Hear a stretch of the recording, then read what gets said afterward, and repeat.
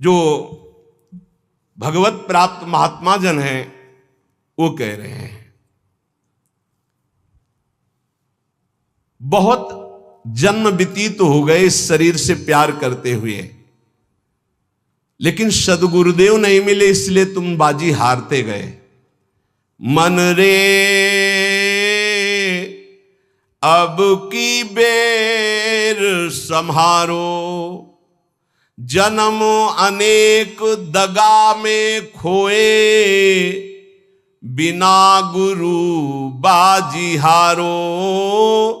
मन रे अब की बेर संहारो। बहुत से तुम्हारे जन्म हुए मनुष्य जन्म, लेकिन सदगुरु नहीं मिले, इसलिए बाजी हार गए। अब की जीत जाओ। सदगुरु का वर्ण करके उनकी आज्ञा के अनुसार चल दो। बहुत कठिन है सदगुरु की आज्ञा पर चलना। हमारा मन अहंकार से प्रेरित होकर मनमानी आचरण करने के लिए बहुत राजी होता है, लेकिन गुरुमानी होकर मन को मारकर गुरु आज्ञा में रहना एक किसी विशेष भाग्यशाली उपासक के भाव होते हैं। बाल्यावस्था तो हमारी ऐसे चली गई कि पता ही नहीं चला खेल कूद में। बालापने ज्ञान नहीं तन में, जब जन्म्यो तब बारो, तरुणाई सुख बाम में खोयो, बाजो कूच नगारो। बाल्यावस्था कब चली गई पता नहीं चला, सोने में, खाने में, खेलने में। और जब जवानी आई तो बाम कहते हैं प्रतिकूल काम आकर्षण शरीरों में। ये ऐसा नशा चढ़ा काम का जवानी में, कुछ समझ में नहीं आया और जवानी निकल गई। तरुणाई सुख बाम में खोयो, डंके की चोट में काम ने तुम्हारी यौवन अवस्था को नष्ट कर दिया। गोस्वामी तुलसीदास जी कहते जौवन ज्वर के ही नहीं बलकावा।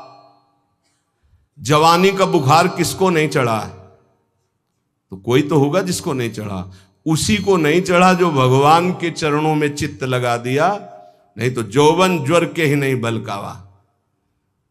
बड़ी कृपा होती है साधकों पर जब असुविधा जवानी में होती है। पेट में अन्न ही नहीं है तो काम की वृत्ति ही नहीं जागृत होती। बस एक ही आग लगी हुई है, कैसे ब्रह्म साक्षात्कार हो जाए, इस प्रपंच का बाध करके कैसे स्वरूप में स्थित हो जाओ। वहां कोई गुंजाइश नहीं कुछ सोचने की, देखने की, बोलने की। अब यौवन अवस्था में काम सुख और बुढ़ापा अवस्था में, बाल्यावस्था से जवानी तक जो किया उसके संस्कार खत्म, मनुष्य जीवन खत्म। खलक सब रैन का सपना, समझ मन कोई नहीं अपना।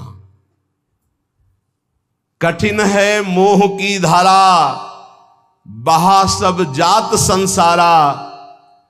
घड़ा ज्यों नीर का फूटा, पत्र ज्यों डार से टूटा।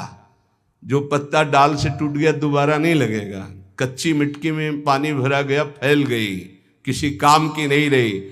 ऐसे ही बुढ़ापा के बाद एक अवस्था आती मृत्यु, फिर मानव जीवन गया, फिर अन्य योनियों में भटकना पड़ा।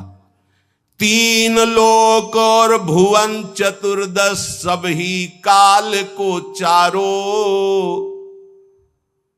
पूरी रह्यो जगदीश गुरु तन, बासे रह्यो नियारो। कहे कबीर सुनो भय साधु, सब घट देखन हारो। जन्म अनेक दगा में खोए, बिनु गुरु बाजी हारो। मन रे अब की बेर संहारो। चाहे जितना तुम पुण्य करके चाहे जिस लोक में जाओ, तीनों लोकों तक काल का नगाड़ा बजता है। हर समय वो विनाश लीला करता रहता है। सब काल का चारा है, कोई नहीं बच सकता। जैसे हरिवंश प्रपंच बंच सब काल ब्याल को खायो। यह जिय जान श्याम श्यामापद कमल संगी सिरनायो। गुरुदेव ने जिसको स्वीकार किया और जगदीश का ज्ञान प्रदान कर दिया, कबीर साहब कहते हैं भाई सुनो, वही विजय प्राप्त कर लिया जो घट घट में सबको आराध्य देव माना। हर घट में हमारा आराध्य देव विराजमान है, वो जीवन मुक्त हो गया। इस शरीर का धारण करना मानव देह का यही सफलता है। नाम जप करते हुए सब में भगवत भाव करके अपने आप का उद्धार कर ले। समझो रे भाई, समझो रे, अरे हिया नहीं रहना, करना अंत पयाना। जाना है भाई, जाना है, मरना है भाई, मरना है, आज नहीं तो कल मरना है। गंदे विषय सेवन करके नहीं, भगवान नाम जप करके, अच्छे आचरण करके, भगवत प्राप्ति करके मरना है। यदि हम इस मनुष्य शरीर से भगवत प्राप्ति नहीं कर पाए तो हमारे दुख का अंत नहीं होने वाला। प्रेम भक्ति की रीति समुझ कर हित सो राम रिझावे, गोविंद के कौतुक गुण लीलाता को ध्यान लगावे।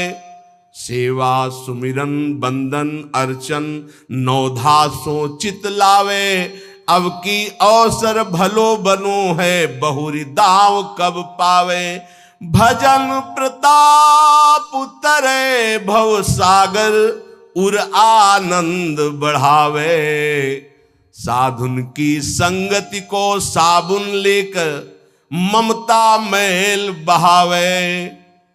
हे भाई, बिना प्रेम भक्ति के भगवान की प्राप्ति कठिन है।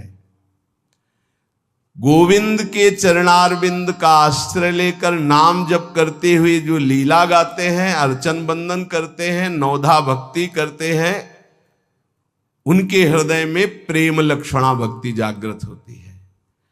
ये प्रेम लक्षणा भक्ति साधु संग से आती है। साधु संग रूपी ऐसा साबुन है कि ममता रूपी मैल धुल जाता है, और जहां मन ममता रूपी मैल से रहित हुआ तहां प्रेम प्रकाशित हो जाता है।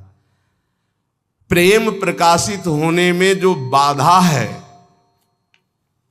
भक्ति करते हुए और साधु संग करते हुए भी यदि प्रेम प्रकाशित नहीं हो रहा तो ये कुछ बाधाएं इसमें वर्णन की गई है। ध्यान से सुन लो, और इनको कभी करना नहीं तो प्रेम भक्ति जरूर जागृत हो जाएगी।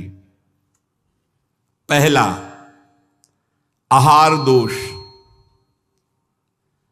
ध्यान में बैठा लो या लिखते जाओ। आपको साधु संग मिल गया है, नौधा भक्ति कर रहे हैं, लेकिन प्रेम नहीं प्रकट हो रहा है। जैसे आप वृंदावन धाम वास कर रहे हैं, सत्संग कर रहे हैं, नाम कीर्तन कर रहे हैं, प्रेम नहीं प्रकाशित हो रहा है, तो इन दोषों को देख लो आपके अंदर है क्या। पहला है आहार दोष। आहार दोष बुरी कमाई से जो अन्न आता है वो बुद्धि को भ्रष्ट कर देता है। इसीलिए हम आकाश वृत्ति से जीते हैं। आकाश वृत्ति, हमारे पास वही अन्न आएगा जो श्री जी पास करेंगे नहीं। हिम्मत नहीं किसी के यहां रख दे। यहां शासन है सहचरियों का।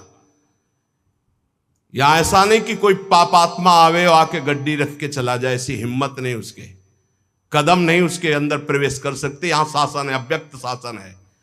अगर यहां 100 रुपया कोई रखता है तो मेरी लाडली जू से प्रेरित होकर रखेगा, अन्यथा नहीं। इसीलिए 2 प्रकार से हमारा भोजन चलता है। एक तो ब्रजवासियों की टूक मांग के आते हैं, और दूसरा आकाश वृत्ति से जो आता है, बिना मांगे, बिना इशारा किए और बिना किसी प्रकार का सम्मान दिए। ये नहीं कि आप अर्थ देने वाले हो तो आपको एकांत में बुलाकर जयमाला पहनाई जाए कि जय हो आपकी, आपसे बिल्कुल नहीं। और हो सकता है कि आपको कटु वचन सुनने पड़े और फिर आप रखो तो तुम बहादुर नहीं, लेके जाओ। लक्ष्मीपति जिनके सेवक हैं, उनके सेवक हैं। इसीलिए हर अन्न का कण पवित्र होगा। यहां का हमारी स्वामिनी के द्वारा प्रेरित जो आता है वो हृदय से स्वीकार है। इसलिए कहीं भी किसी भी तरह का इशारा, दान पेटी, कोई ये सब नाटक कि भाई यहां इतने भरो, कहीं कोई अगर कोई बाहर कर रहा है तो नौटंकी नाटक करके अर्थ एकत्रित करने वाला वो अपराधी माना जाएगा। इस पूरे राधा केली कुंज के भागवतिक विधान में किसी भी तरह के अर्थ का प्रवेश नहीं है। हम भिक्षुक हैं, हमारा भरण पोषण स्वामिनी से होता है। किसी के हृदय में ऐसे किया, स्वामिनी जी के आगे चढ़ गया, उसी से बिजली का बिल, उसी से उदर पोषण होता है। और ये हम इसलिए नहीं सुना रहे कि तुम चढ़ा देना। हम तो कसम खवाई सत्संग में कि जिनको ये लगता हो कि मेरे द्वारा चलता है, तुम्हें इष्ट की कसम है, यहाँ चवन्नी मत चढ़ाना। हम देखते हैं अपने स्वामी को, तुम्हारे से हमारा नहीं चलता, हम स्वामी से देखते हैं जिनसे अनंत ब्रह्मांड। तुमने सहयोग किया था ब्रह्मांड बनने में, क्या अनंत ब्रह्मांड एक संकल्प में बन गए, उनके हम दास हैं। तो जो अधर्म की कमाई से, अधर्म की कमाई कैसे होती है? जहां हमारा धर्म कहता है कि ये नहीं लेना चाहिए, हम उसे लेते हैं। जहां हमारा धर्म कहता है ये नहीं करना चाहिए, उसे हम करते हैं और फिर वो अर्थ लेते हैं। कई तरह के अधर्म की कमाई होती है। इसको हमने देखा भ्रमण के समय में। जैसे कहा जाता है कि आपका ब्लैक व्हाइट हो जाएगा, ऐसा हमने नहीं कहीं पढ़ा, शास्त्रों में नहीं पढ़ा, संतों से नहीं सुना। धर्म से 10 रुपया कमाओ, 4 रोटी बनाओ, 1 रोटी में 4 टुकड़े कर लो, 3 में तुम पाओ। एक गाय को दे दो, कौआ को दे दो, एक भिक्षुक संत को दे दो, एक ऐसे डाल, कोई जीव जंतु खा ले, इसे कहते हैं। वो तुम्हारा धन और पवित्र हो गया। पापाचरण करके आओ, 1 लाख में 10,000 दो, नरक जाओगे, क्योंकि वो 10,000 जो खाएगा उसकी बुद्धि भ्रष्ट हो जाएगी। आहार दोष। जब द्रौपदी जी और महाराज युधिष्ठिर और भगवान श्री कृष्ण भीष्म पितामह को घेरे हुए प्रश्न उत्तर हो रहे, तो बहुत शास्त्र का ज्ञान दे रहे हैं, बहुत हजारों प्रश्नों के उत्तर भीष्म पितामह जी ने दिए। तो जब धर्म का उपदेश कर रहे थे तो कहा, रुको पितामह, ये वही बुद्धि है उसी महापुरुष की जो सभा में बैठा था, मुझे वस्त्रहीन किया जा रहा था, मैं चीख चीख के पूछ रही थी क्या ये धर्म है? उस समय ज्ञान तुम्हारा कहां चला गया था जो आज ज्ञान उपदेश कर रहे हो? तुम मुस्कुराए और कहा, बेटी तुम्हारा प्रश्न धर्मयुक्त है। वो सब बह गया, 6 महीने बाणों की सैया पर वो खून बह गया है। इस समय मैं शुद्ध हूं, जो प्रश्न करोगे ठीक धर्मयुक्त उत्तर होगा। उस समय पापी दुर्योधन का अन्न खाने से मेरी बुद्धि मलिन हो गई थी। उदाहरण दिया कि एक परमहंस जी जंगल में कंदमूल फल खाकर रहते थे। एक दिन राजा की दृष्टि पड़ी, श्रद्धालु था, साष्टांग दंडवत की महाराज महल पधारी और अपने चरणामृत से, चरण रज से महल को पावन करें और प्रसाद पाए। मना कर दिया, हम तो कंदमूल फल खा गए, चला। दूसरी बार फिर आया, तीसरी बार फिर आया, मन में आया चलते, ठीक है। राजा बहुत प्रसन्न हुआ, आदर के साथ ले गया, महारानी ने स्वयं बनाया, महाराज संत भगवान ने पाया, गए। अब जब जंगल में आए तो मन नहीं लगा भजन में। कहां सूखे कंदमूल फल और कहां रसीला वो भोजन राज परिवार का और रानी के हाथ का बना। अब तो अच्छा दृश्य देखने की इच्छा नहीं होती हो, गुलरी पाकर यही फल जंगली। बस अब ये इंतजार था कि राजा आ जाए और निमंत्रण दे दे। अन्न का प्रभाव। राजा आया, संकल्प ऋषि का, महाराज वो पहले बार में हाँ हाँ वो तो आप बड़े भगत हो, एक बार जाके हमने देख लिया, बड़ी श्रद्धा है। दोबारा गए तो प्रसाद बना रही थी रानी, तो दृष्टि गई हार पे। हार श्रृंगार उसमें रखा हुआ था, पेटी से खुल अपनी झोली में डाल लिया, बैठ गए, प्रसाद पाया, चले आए, झोली टांग दी। सायंकाल रानी जब श्रृंगार के लिए बैठी तो देखा और पेटी खाली, हार नहीं। तो उनका, महाराज यहाँ किसी चोर का प्रवेश है नहीं, आपके वही सन्यासी जी जो आए थे वही ले गए। ऐसा नहीं, वो तो बहुत त्यागी वैरागी, वो हार क्या करेंगे? बोले हमारी दास दासियां, निजी दास दासियां, ये कहीं बाहर नहीं जाती हैं, तो ये क्यों चोरी करेंगे, इनका और कोई है नहीं, ये तो हमारी सेवा में रहती है। राजा को भी पक्का प्रमाण लगा कि संत, पर उन्होंने कहा नहीं, हमारे संतों की अवहेलना होगी, आप इस शब्द मत उच्चारण करो, मैं दूसरा बनवा देता हूं। 2-4-5 दिन वो उपवास किए संत भगवान, तब उन्होंने जंगल से फल लाने की सोचा, झोली में हाथ डाला तो देखा वो हार। तो उनका ये हार कैसे आ गया, वो मैंने चोरी की, ये कितना निंदनीय मेरी बुद्धि हो गई, कैसे मैं निकृष्ट हो गया, हार लिया और ऐसे मैं चोर हूं, मैं चोर हूं, वहीं से कहते हुए राज दरबार में मैं चोर हूं। महाराज उतरे, दंडोत किया, कहा महाराज आप चोर नहीं हो। नहीं मैं चोर हूं, मैंने हार बोले महाराज मैंने परीक्षा के लिए आपकी झोली में डाला था और उनको ऐसे ले गए, कि सभा को कहीं ये न लगे कि संत ऐसे होते हैं। एकांत में ले गए और बोले महाराज आप ही चोरी करने वाले, आप ही ईमानदारी से वापस लाने वाले, मेरी समझ में नहीं आया। तो बोले शास्त्रों में जो लिखा है, आप कल सुने थे चर्चा में, प्रताप रुद्र जी के दर्शन के लिए भी महाप्रभु ने निषेध कर दिया था, राज अन्न निषेध माना गया है अगर वो वैष्णव भक्त ना हो तो। बोले ये राज अन्न का प्रभाव है कि मेरी बुद्धि लुभायमान हो गई और स्वर्ण की चोरी कर ली, कई दिन से भोजन नहीं पाया, वो सूख गया, रक्त जल गया, तो इसलिए अब मेरी बुद्धि शुद्ध हुई। ये तुम्हारे अन्न का दोष है जो हमने 2 बार पाया, उससे मेरी बुद्धि पतित हो गई। तो पहला दोष है आहार दोष, बुरी कमाई का, चोरी के पैसे का, दूसरे के हक का, अन्न या जबरदस्ती कर लेने का, इस तरह का जो धन है उससे जो खान पान है, ये बुद्धि को भ्रष्ट कर देता है। जैसे ब्याज दर ब्याज, अब वो आपको पैसा मिलेगा तो फिर वो आपकी बुद्धि में भजन नहीं होने देगा। संकल्पित अन्न मिलेगा, कभी किसी का ऐसा दिया हुआ साधक को या गृहस्थ बट रहा है हलवा, भूखे मर रहे हो, ऐसे हाथ फैला दिया, तुम गृहस्थ हो, वृंदावन आए हो, एक दिन उपवास कर लो, थोड़ा सा कुछ लेकर पेट में डाल लो जो तुम्हारा धर्म की कमाई का, दूसरे का हलवा मत खाओ। मान लो हमारी बात, सारी बुद्धि नष्ट हो जाती है, सुकृत नष्ट हो जाते हैं। आहार दोष पहला, कई बार बताया, इस पर ध्यान दीजिए। सतोगुणी पवित्र अन्न भी यदि मात्रा से अधिक हो गया तो रजोगुण, उस मात्रा से अधिक हो गया तो तमोगुण पैदा कर देगा, अल्प मात्रा में पाइए। दूसरा, शरीर को स्वस्थ रखिए।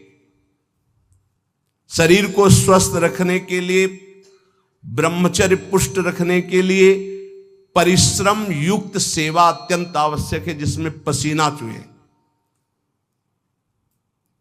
ये दिनचर्या आज की नहीं जो आप देख रहे हो कि 1:30 बजे उठते हैं, तो ये आज की नहीं, ये जीवन की दिनचर्या है। सूर्य उदय होते होते परिक्रमा वृंदावन की हो जाती थी, अपनी रात्रि में उठे, 45 मिनट व्यायाम, 48 मिनट प्राणायाम, छड़ी उठाई, पूरे वृंदावन की परिक्रमा एक सांस में। इसके बाद आके श्री जी की मंगला, गुरु जी की सेवा में 9 बजे तक, फिर आके श्रृंगार, फिर गुरु जी की 2:30 बजे रोटी मांग करके एक बार 24 घंटे में, वो भी न सब्जी न दाल।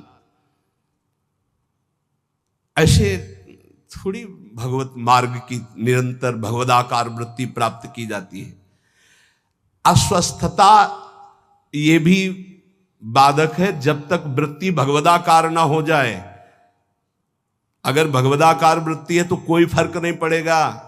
भगवदाकार वृत्ति नहीं है और आपको केवल ऐसे ही नकली वो करके अल्ट्रासाउंड ऐसे और आपको बता दिया जाए कि आपकी किडनी थोड़ा दोष युक्त हो रही है, भजन करके दिखा देना, डिप्रेशन में पहुंचने लगोगे, पक्का समझना। शरीर स्वस्थ, चित्तवृत्ति प्रभु में लगा लोगे। शरीर स्वस्थ है और चित्तवृत्ति भगवदाकार नहीं हुई तो इसी में कराओगे, पक्की बात समझ लो। और एक बार चित्तवृत्ति लग गई तो 2 किडनी की क्या बात, अगर 10-20 होती हो सब फेल हो जाती तो भी कोई फर्क नहीं पड़ता। पक्का मान लीजिए, पक्का मान लीजिए। इसीलिए संसारी पुरुषों को विश्वास नहीं होता कि क्या ऐसा भी हो सकता है, क्या ऐसा होता है। कर्तुम अकर्तुम अन्यथा कर्तुम सर्व समर्था सा ईश्वर। अभी क्या समझे हो तुम? अस्वस्थता से बचिए। प्रत्येक साधक से कहा व्यायाम करो, चाहे साधक हो चाहे साधिका। संयम से चलो। व्यायाम प्राणायाम अत्यंत आवश्यक है। ठीक है, आपकी दिनचर्या ऐसी, तो समय निकालो। ऐसी दिनचर्या में समय निकालो कि आप व्यायाम कर सको, आप प्राणायाम कर सको। मान लो मेरी बात। आहार अल्प पवित्र आहार है, पक्का, इसमें कोई संशय नहीं, गुरु प्रदत्त आहार है। और अल्प आहार तो शतोगुणी बना रहेगा। दूसरा, व्यायाम प्राणायाम प्रत्येक साधक को करना चाहिए। यह महापुरुषों को देखें, अपने गुरुदेव को भी देखा है, क्योंकि आजीवन हमें संयम पूर्वक भजन मार्ग में बढ़ना है। तो ये दोनों बातें जरूर। तीसरा, आलस्य का त्याग। आलस्य वृंदावन रहते हुए भजन करते हुए भगवत मार्ग में आपके प्रेम क्यों नहीं प्रकट हो रहा? ये सिद्ध महापुरुष के द्वारा बताए हुए। पहला, आहार दोष। दूसरा, शरीर को स्वस्थ रखो, नहीं तो अस्वस्थता में भजन नहीं होता। किनका? साधक का। तीसरा, आलस्य। ये सबसे ज्यादा साधक को परेशान करता है। ये तीन बातें पहले क्यों लिखी गई? अभी और हैं। प्रायः साधक को भोजन में स्वाद की बुद्धि रहती है। आलस्य को त्यागिए, नहीं तो प्रेम। काहे को इतना सोते हो? हम तो प्रभु से मनाते थे कि हमें नींद ना आवे, प्रभु मेरी नींद खत्म हो जाए। वो आज उसकी कृपा का फल प्राप्त हो रहा है। हाँ, कि नींद नाम की चीज नहीं है यदि और कोई डिस्टर्ब भी नहीं, कोई परेशान भी नहीं है। ये बस अगर आप ठिकाने देखो, नींद को विश्राम जो इंद्रियों को मिलता है नींद में ना, वो संसार का चिंतन छोड़ने से। खास बात समझिए, 6 घंटे संसार का चिंतन छोड़ के बड़ा फ्रेश लगा, और 6 घंटे अगर भगवान के चिंतन में संसार को भूल गए तो कैसा लगेगा, सोचो। चौथा है प्रमाद। प्रमाद माने जो अभी काम करना है वो कल कर लेंगे, कल कर लेंगे ना। करने योग्य काम को आगे के लिए छोड़ देना और ना करने योग्य काम को तत्काल करना, जबकि साधक इसका उल्टा करता है। करने योग्य कार्य को तत्काल करता है, ना करने योग्य कार्य के लिए उपस्थित समय आने पर भी वो उसे टाल देता है, कल देखेंगे। उसके ना करने योग्य कार्य को तत्काल करना और करने योग्य कार्य को आगे के लिए टाल देना, इसे प्रमाद कहते हैं। पुरुषार्थहीनता।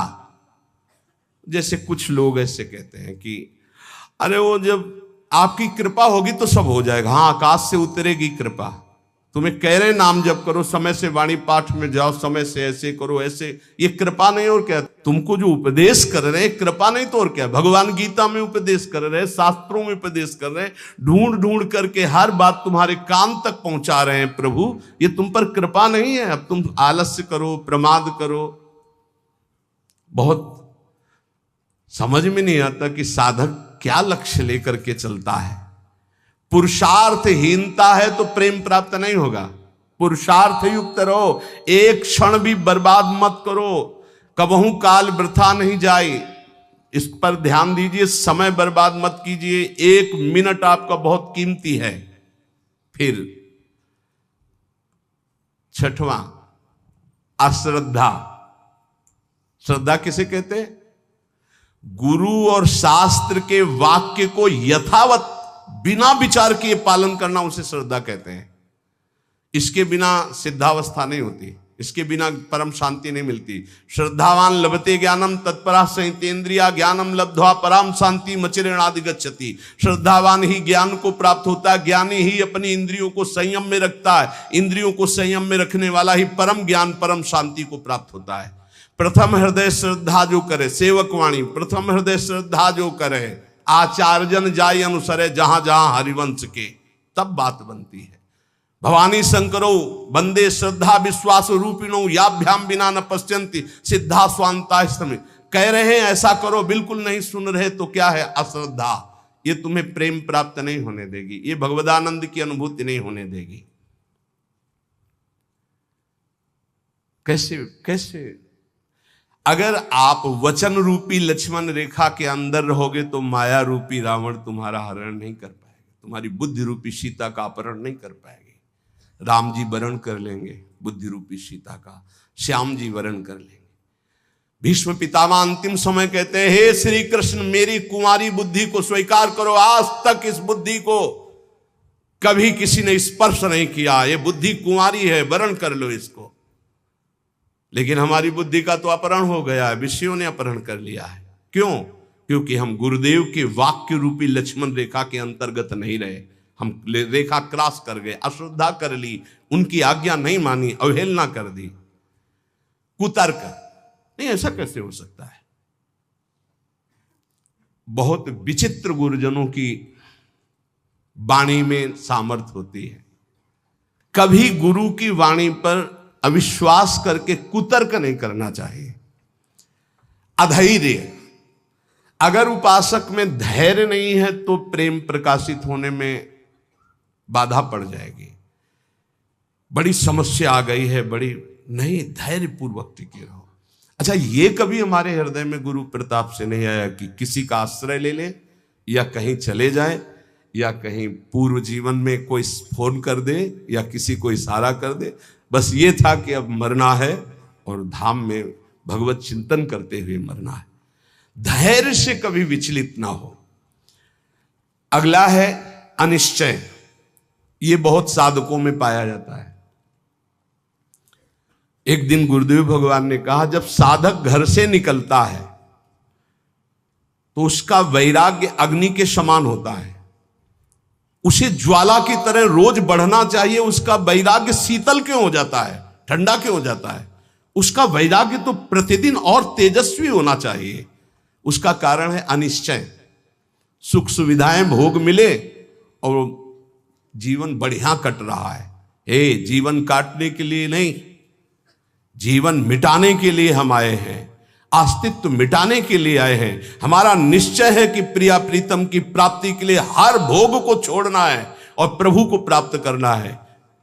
वैरागी वही है जो समस्त भोगों के बीच में रहता हुआ भी भोग स्वीकार नहीं करता, केवल अपनी दिनचर्या और भगवत प्राप्ति के हेतु जीने के लिए केवल उसको धारण करता है। ऐसे बहुत से संत अपने। अभी एक उपासक बच्चा है, पूछा, तुम्हारी बनियान में रंग लगा है, रंग वाली बनियान क्यों पहने, दूसरी पहन लो ना। जैसे आपकी आज्ञा पर काम चल रहा है ना अभी शरीर के, नहीं बदल, वैसे जैसे आपकी आज्ञा पर काम चल रहा है ना, हाँ ठीक जाओ। अच्छा लगा कि धैर्य से वैराग्य की पुष्टता, काम चल रहा है ना, अच्छा है। अनिश्चय हमारे हृदय में जब होता है तो हमें भोग गिरा देते हैं। हमारा निश्चय क्या था? हम प्रभु की प्राप्ति के लिए जानबूझकर समस्त भोगों का त्याग करते हुए सच्चिदानंद रस में स्थित होंगे। फिर हम क्यों डिग गए? इसका मतलब हमारे निश्चय में कमी थी। अनिश्चय, हमारा निश्चय था कि हम अपमान को सहेंगे, हम निंदा को सहेंगे, हम तिरस्कार को सहेंगे, हर कष्ट सहेंगे, पर हे नाथ आपको प्राप्त करेंगे, आपका भजन करेंगे। कहां गया वो निश्चय? थोड़ी सी कोई अपमान की वृत्ति आई, हम गुस्सा हो गए, थोड़ा सा तिरस्कार हुआ, हम परमार्थ छोड़ दिया, थोड़ा सा कोई भोग आया, हम भजन छोड़ दिया, भोग में राजी हो गए। कहां गया हमारा निश्चय? इसका मतलब अनिश्चय है हमारे हृदय में, लक्ष्य का निश्चय नहीं है। संशय, पता नहीं भगवान में सुख है कि भोगों में सुख है, पता नहीं इस मार्ग से भगवान मिलेंगे कि नहीं मिलेंगे, पता नहीं जिनके सहारे भगवान की प्राप्ति कराएंगे कि नहीं कराएंगे। कई तरह संशयात्मा विनश्यति, वो भ्रष्ट हो जाएगा, गिर जाएगा। असंयम, ये बहुत खास बात है। असंयम साधक को नष्ट कर देता है। संयम से रहो। आपसे कई बार प्रार्थना की सत्संग में कि यदि आप 2 चपाती पाते हैं तो उसी के अनुसार कितना भी अच्छा भोजन उतने लीजिएगा। आपका भोजन का संयम होना चाहिए, आपके शयन का संयम होना चाहिए, आपके दिनचर्या का पूरा नियमावली होना चाहिए। संयम नियम साधना में चाहे गृहस्थ हो चाहे विरक्त हो, बहुत बड़ा इनका योग है। असंयम नहीं है, कभी मन आया तो 7 बजे जग गए, कभी मन आया 5 बजे जग गए, कभी मन आया 1 बजे जग गए, ऐसा नहीं होना चाहिए। असहिष्णुता, सहनशीलता ना होना साधक के प्रेम प्राप्ति में बाधक लक्षण है। हर बात को सहन कर जाओ। सहनशीलता सहत सहत बाढ़े भगति ग्रह तन गुरहित गात। अपवित्रता, कई बार इस पर चर्चा हुई है। आजकल बड़ी अपवित्रता के चांस हैं, जैसे शौचालय और बाथरूम एक ही में सब है, प्रायः ऐसा ही है। कुछ लोग उसी में लघु शंका करते हैं, बैठकर पूरे अपवित्र हो जाते हैं। अगर शौच वाला वो स्पर्श हो जाए तो जितना स्पर्श हो जाए वो कपड़े सब धोने चाहिए। कुछ लोग तो बैठ के ही लघु शंका उसमें करते हैं, बनने को बोले हाथ धो लिए बस हो गए, पूरे अपवित्र हैं। वैष्णव पद्धति उसे स्वीकार नहीं करती। कैसे महापुरुषों का दिन। कल दर्शन किए, जब प्रसाद पा रहे थे वह वृद्ध वैष्णव, ऊपर के वस्त्र हटाकर नीचे की धो, कितना पवित्र पवित्रता। ये मुख में कुछ खाए जूठे चल रहे हो, कैसे तुम्हारा मंत्र सिद्ध होगा। खड़े खड़े लघु शंका कर ली, छिट्टी पैरों में पड़ रही, कैसे मंत्र सिद्ध होगा। बहुत सावधानी की जरूरत है। उपासक चाहे गृहस्थ हो या विरक्त हो, हर समय पवित्र रहता है। अपवित्रता ये सिद्ध नहीं होने देती, साधन को सिद्ध नहीं होने देती, ध्यान रखना। कुछ भी खाने की वृत्ति ऐसी ना रखो जो प्रियालाल को भोग नहीं लगाया आप पा रहे हैं। बाजार में खाने वाला तो साधक हो ही नहीं सकता। हम ये कह रहे हैं कि यदि आप बहुत ही गृहस्थ में हो और आपका मन कर रहा है कि भाई आज हम नमुक चीज पाए, तो आप पहले ये जांच करो कि जहां से ले रहे हो पवित्रता का विधान वहां है कि नहीं है। नहीं तो बहुत अपवित्र रहता है, आप ये अच्छे से समझ लीजिए। अब वो पदार्थ फिर लेके श्री जी को भोग लगाओ जो पवित्र हो, फिर पा लो तो चलो ठीक है। वही बाजार में खड़े खड़े खाना पीना ये साधक या वैष्णव का लक्षण नहीं है। ये भारी अपवित्रता है जो तुम्हारे भजन में बाधा पहुंचा देगी। मान लीजिए, हाथ जोड़ के कहते हैं, क्योंकि प्रायः अब इस पर छूट है। पवित्रता पवित्रता बहुत सावधानी से। जैसे आप माला जप कर रहे हैं, आपको लघु शंका लगी है, तो अपनी माला को गर्दन के पीछे कहीं ऐसे फंसा लीजिए उच्च भाग में, और बैठकर लघु शंका कीजिए। जहां पानी की व्यवस्था या आप अपने पास पानी रखिए, फिर पवित्र होइए। अगर ऐसा है कि जल नहीं है तो रज से कर लीजिए, रज से हाथ धो लीजिए। जब तक पानी न मिले, आचमन न कर लो, तब तक माला नहीं, ऐसे नाम जप करो। ये अपवित्रता भगवत प्राप्ति में बहुत बाधक है और लोग इसको मानते ही नहीं हैं। कोई बिरला पवित्रता का निर्वाह करता नहीं मान। कौन भ्रमण में लघु शंका के लिए कमंडल रख रहा है? अब वीआईपी पना हट जाएगा। प्रायः दंड कमंडल, साधु का प्रसिद्ध सोटा लंगोटा, ये सब प्रसिद्ध है। काछ वाच मन निश्चल राखे, धनि धन जननी तेरी रे।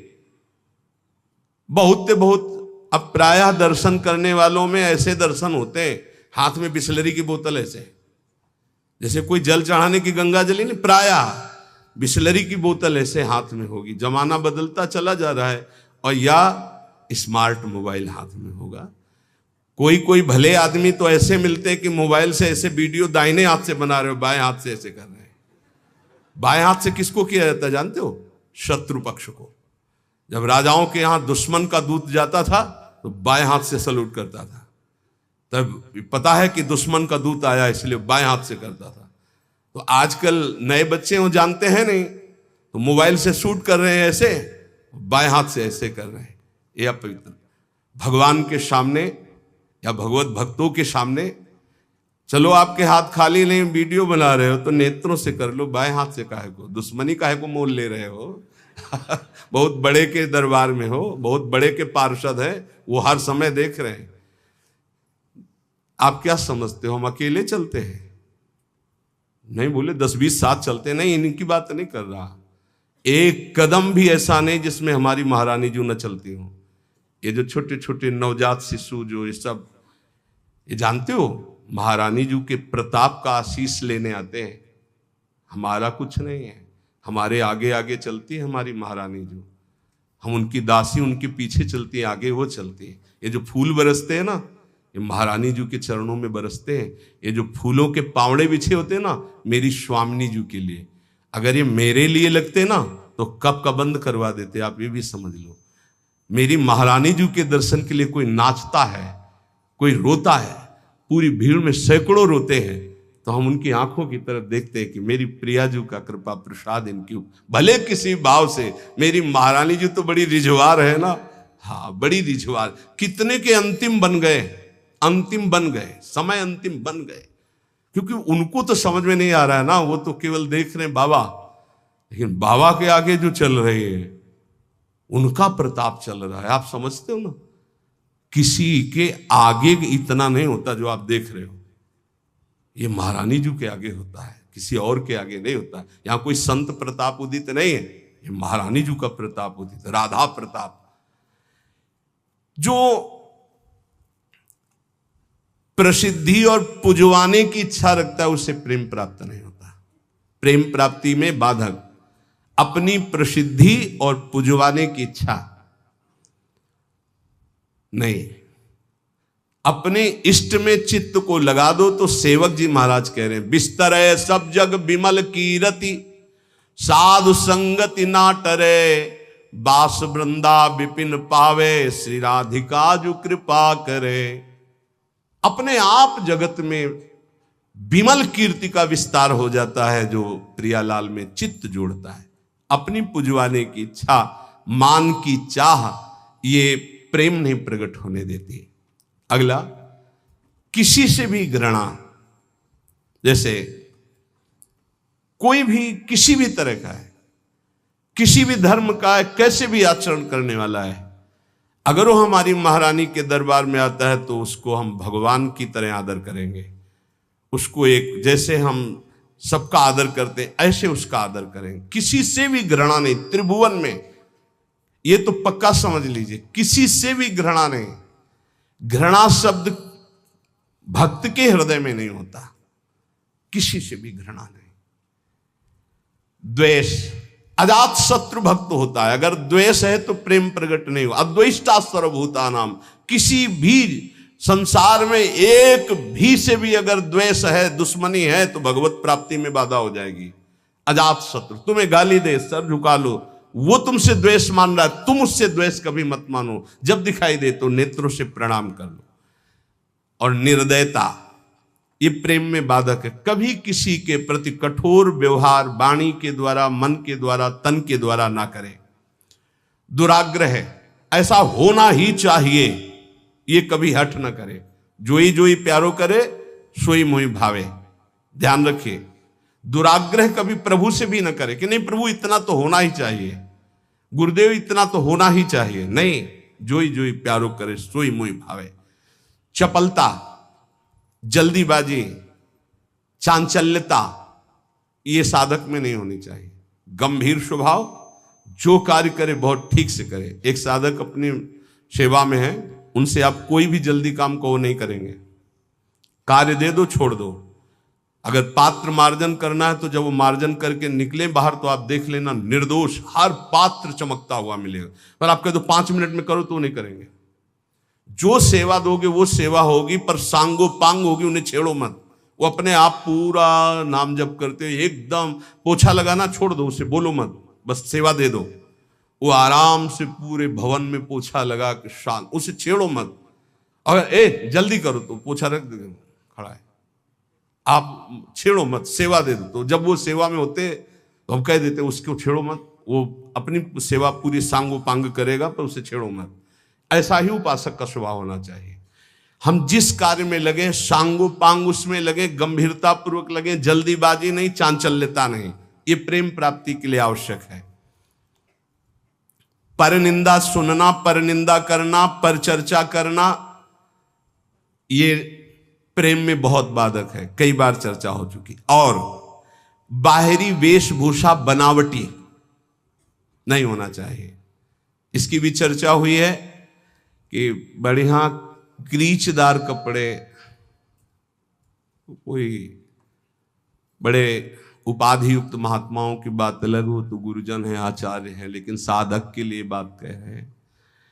वेशभूषा बहुत शांत रखनी चाहिए, जो गुरु प्रदत्त वेशभूषा है, और जब तक वस्त्र शरीर धारण करने योग्य की रक्षा कर रहा तब तक बदलना नहीं चाहिए। बहुत परमाणु होते हैं वस्त्रों में, जैसे ऊपरी अचला है ये तो वर्षों चलेगा, बदलने की जरूरत नहीं। जैसे आपको मिल रहा है तो आप रोक सकते हो, उड़ाया जा रहा है आप औरों को उड़ा दीजिए, मेरे पास है, बहुत कृपा।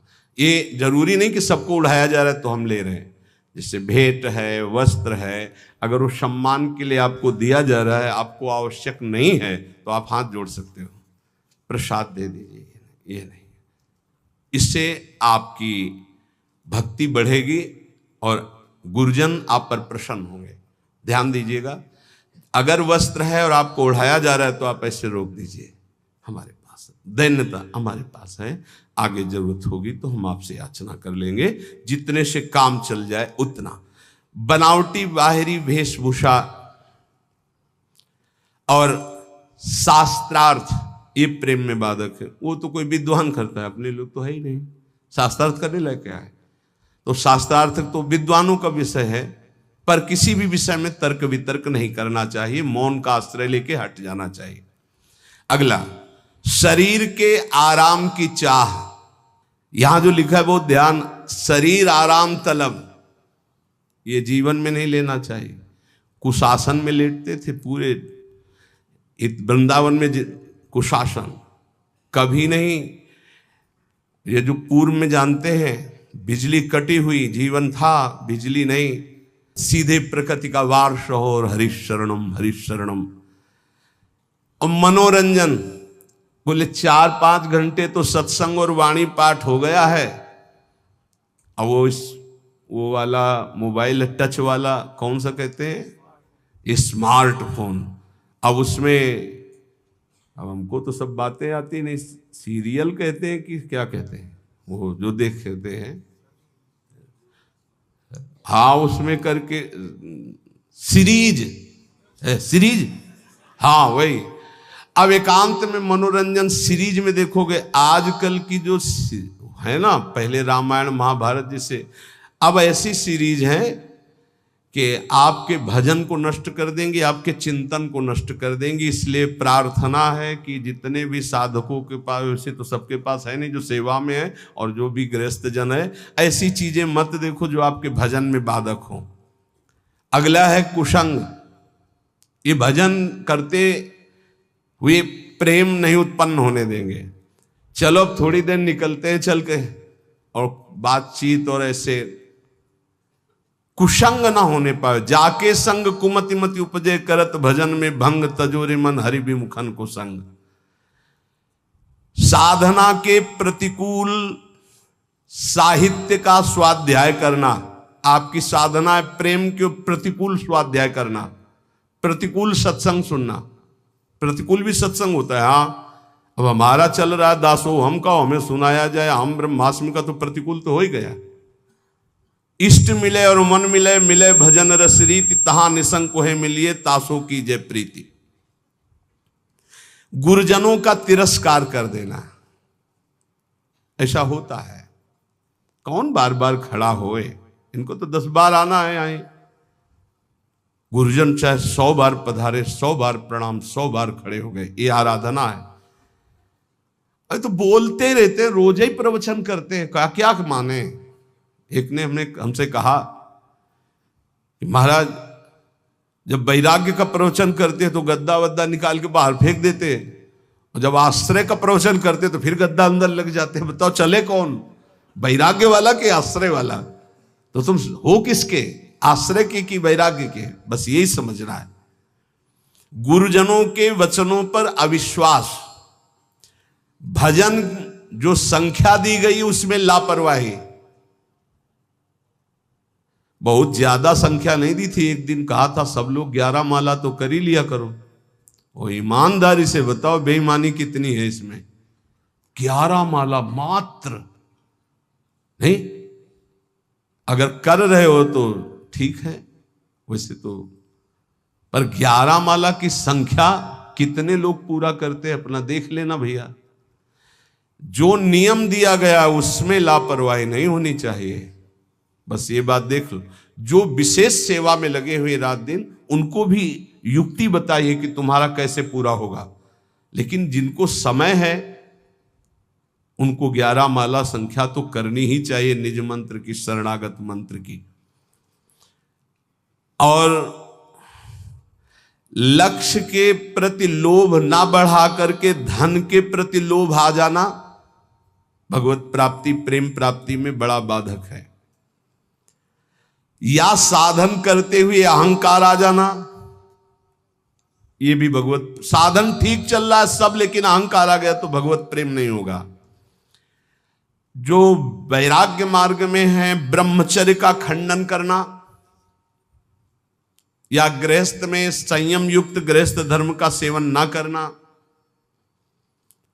विपत्ति आ गई तो घबरा करके परिवार वालों की शरण में चले जाना विरक्त के लिए। विपत्ति आ गई तो भगवान का आश्रय छोड़कर किसी धनी मानी की बात शरण में चले जाना। चाहे गृहस्थ हो चाहे विरक्त, भगवान के सिवा अन्य आश्रय नहीं। नरसिंह मेहता, प्रहलाद जी, मीरा जी, बड़े बड़े भक्तों के चरित्र पढ़ो, किसके पास गए? हरिः शरणम हरिः शरणम, हर विपत्ति नष्ट। हरि स्मृति सर्व विपद विमोक्षणम, बड़ी बड़ी विपत्तियां भगवान की स्मरण से नष्ट। सही औषधि हर विपत्ति नाश करने के लिए भगवत गुणगान, भगवन नाम जप, अलौकिक चमत्कार, बिना किसी फोन के हर समस्या का। हरि स्मृति सर्व विपद विमोक्षणम, मान लीजिए आप किसी की तरफ मत झांकिए, केवल प्रभु की तरफ देखिए तो कुछ बिगड़ ही नहीं सकता। 5 वर्ष के प्रहलाद जी क्या बिगाड़ लिया त्रिभुवनपति हिरण्यकश्यप ने, पर हमारा विश्वास काम नहीं करता। किसी भी मनुष्य को, संपत्ति को, सुख भोग को, पद को, ममता को भगवान के समान न रखना। अपने इष्ट की समानता में किसी को न रखना। कैसे समझोगे कि हमने इष्ट की समानता में किसी को नहीं रखा? किसी व्यक्ति के मिलने पर, वस्तु के मिलने पर, भोग सामग्री के मिलने पर, पद मिलने पर यदि भगवान भूल गए तो वो भगवान से बढ़कर वस्तु हो गई, भगवान छोटे हो गए। अगर भगवत स्मरण चल रहा है तो फिर किसी को नहीं रखा भगवत स्मृति के समान। अब आप देख लीजिए, छोटी छोटी बातों में भगवत स्मरण छूट जाता है तो भगवान छोटे हो गए और वो भोग सामग्री, वो व्यक्ति बड़ा हो गया। आगे कह रहे हैं, जो भारी व्यवस्था धर्म प्रचार के चक्कर में पड़ जाता है, प्रेम प्राप्ति दुर्लभ हो जाती है, वो लक्ष्य को भूल जाता है। इतने दोषों से यदि बच जाया जाए गुरु कृपा से, तो सहज भजन में रुचि हो जाए और भगवत प्राप्ति हो जाए और प्रेम प्राप्ति हो जाए। आहार दोष, अस्वस्थता, आलस्य, प्रमाद, पुरुषार्थहीनता, अश्रद्धा, कुतर्क, अधैर्य, अनिश्चय, संशय, असंयम, असहिष्णुता, अपवित्रता, प्रसिद्धि, पुजवाने की इच्छा, मान की चाह, घृणा, द्वेष, निर्दयता, दुराग्रह, चपलता, जल्दीबाजी, परदोष दर्शन, परनिंदा, परचर्चा, बाहरी वेशभूषा सजाना, विवाद, शास्त्रार्थ करना, शरीर के आराम की चाह, विलासिता और दूसरों से सेवा कराने की आदत बनाना, लोक में मनोरंजन करना, कुसंग करना, साधना के प्रतिकूल, साधना के अनावश्यक साहित्यों को पढ़ना, अनावश्यक बातों को सुनना, साधना के प्रतिकूल सत्संग सुनना, भजन में लापरवाही, गुरु के वचनों पर अविश्वास, दूसरे साधन और लक्ष्य के प्रति लोभ और विपत्ति में घबरा जाना, ब्रह्मचर्य का नाश करना, साधना में अभिमान करना, कर्तव्य को भूल जाना, प्रभु के समान किसी को भी मानना नहीं। मतलब ये समझना, हम सबको प्रभु मानते हैं, लेकिन प्रभु के समान का मतलब है कि प्रभु जहां हमारे हृदय में है वहां किसी का स्थान नहीं। अगर वो स्थान दे दिया तो भगवत स्मरण चला जाएगा, उसकी स्मृति आ जाएगी। और विशेष विशेष कारणों से लक्ष्य को भूल जाना, ये भगवत प्राप्ति में बहुत बाधक है। तो उपासक सावधान होकर के निर्दोष स्थिति प्राप्त करने के लिए निरंतर नाम जप करता हुआ गुरु आज्ञा के अनुसार चले तो इसी जन्म में प्रेम और भगवत प्राप्ति प्राप्त हो जाती है।